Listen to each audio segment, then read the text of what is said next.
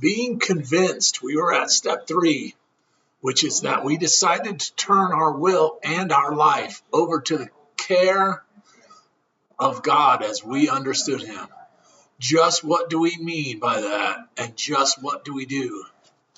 The first requirement is that we be convinced that any life run on self-will can hardly be a success. On that basis, we are almost always in collision with something or somebody. Even though our motives are good, most people try to live by self-propulsion. Each person is like an actor who wants to run the whole show, is forever trying to arrange the lights, the ballot, the scenery, and the rest of the players in his own way. If when if the,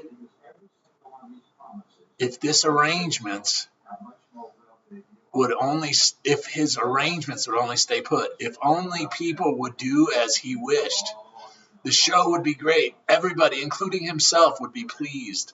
Life would be wonderful.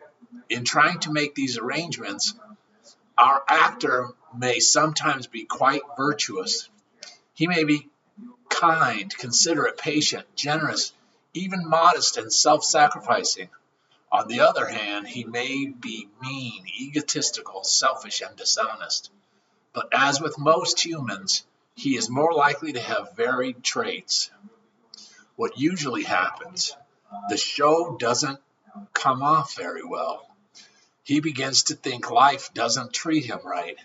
He decides to exert himself more.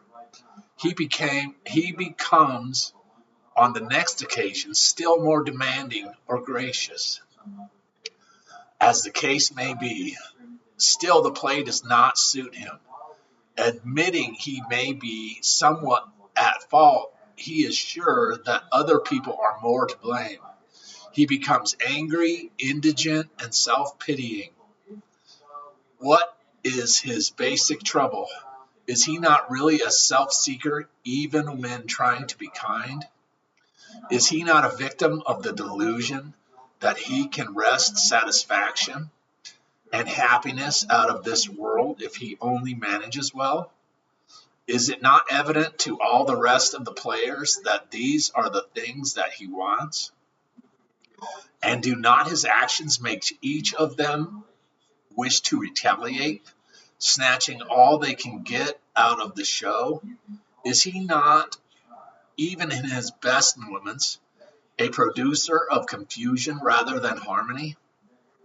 Our actor is self-centered, egocentric, as people like to call it nowadays. He is like the retired businessman who lolls in the Florida sunshine in the winter, complaining of the sad state of the nation. The minister who signs over the sins of the 20th century. Politicians and reformers who are sure all would be utopia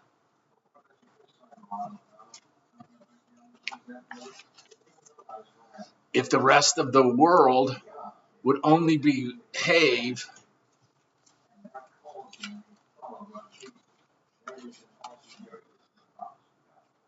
outside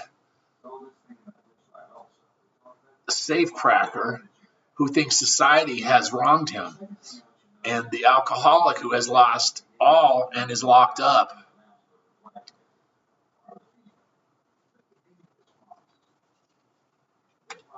Why? Whatever our protestations are, most of us concerned with ourselves, our resentments, or our self-pity. Selfishness, self-centeredness, that we think is the root of our troubles. Driven by 100 forms of fear, self-delusion, self-seeking, and self-pity, we step on the toes of our fellows and they retaliate.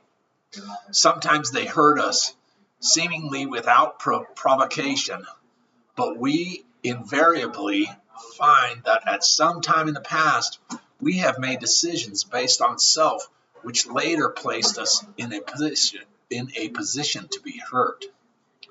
So our troubles, we think, are basically of our own making.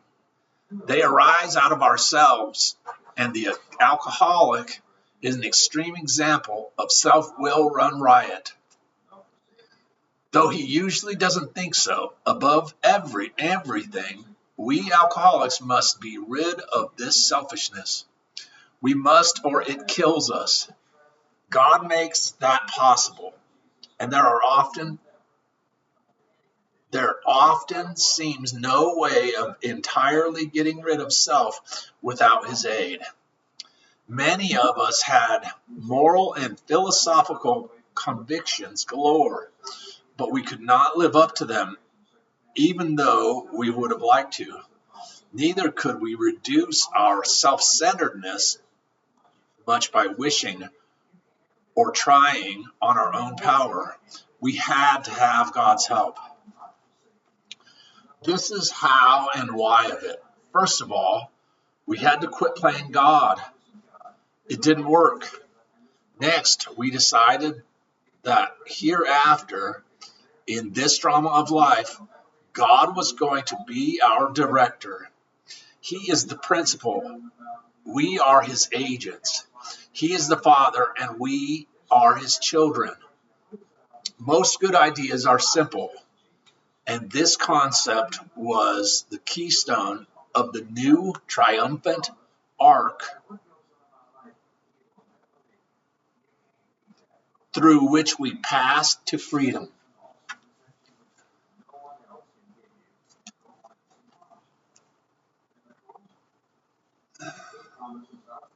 When we sincerely took such a position, all sorts of remarkable things followed. We had a new employer, being all powerful. He provided what we needed. If we kept close to him and performed his work well, established on such a footing, we became less and less interested in ourselves, our little plans and designs.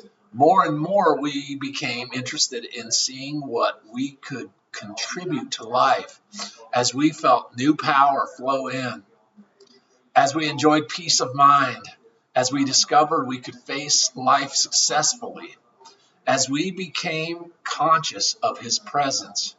We began to lose our fear of today, tomorrow, and the hereafter.